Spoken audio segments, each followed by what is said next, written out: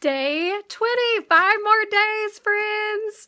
This has been so much fun coming alive each day with you. And I love today the reminder on day 20 is that our God is a God of surprises.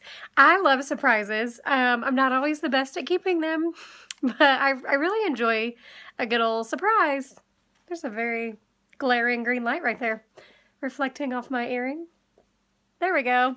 I love surprises, and there is a lot of surprise in the Christmas story, like angels appearing and saying things like, "Fear not," which if an angel appeared in my living room and said anything, I'd be glad that it started with "Fear not," because you better believe I might be a little afraid. But I love this day. We talk about John and Elizabeth. No, Zachariah and Elizabeth, who then had John. I was like, something doesn't sound right. Zachariah and Elizabeth.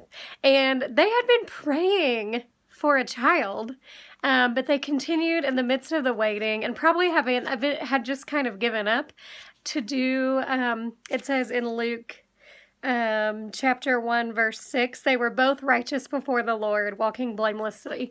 And then one day, Zachariah is doing his normal priestly duties. And an angel comes and says, "Don't be afraid, you're going to have a son."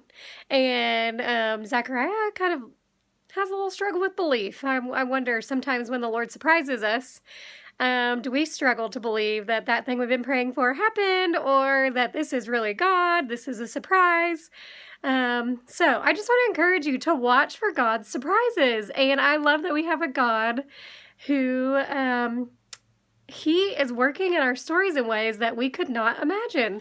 And it's not always how we expect. But the Lord surprised Zachariah and Elizabeth with the fulfillment of a long prayed for desire. So I pray that this Christmas you experience some surprises from the Lord. And in 2018 that you watch for Him, because He is working out His surprises in our lives. He is working in your life.